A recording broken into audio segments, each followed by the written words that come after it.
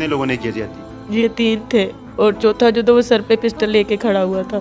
सीटते हुए ना मुझे फसलों की तरफ ले गए हैं। वहाँ पे बहुत अंधेरा था, ये नहीं समझ आ रही थी कि किस तरफ भागना है। भाग रही थी और ये पकड़ के खींच के फिर उसी जगह पर जाके फेंकते थे। फिर आप वापस कैसे आई, किसको बताया सबसे पहले? मैंने फ़ोन किया अपने हस्बैंड को, उनका नंबर बंद था, मोबाइल ख़राब है, बंद था। तो मैंने बार बार किया, बंद था। वो फ़ोन छीन रहे थे। मैंने कहा 1 मिनट सर, मैं ना वो फ़ोन करके बुलाती हूँ, आपको बताती हूँ, 15 कॉल करनी है। मैंने उसने मोबाइल छीना, थप्पड़ मारा मुंह पे।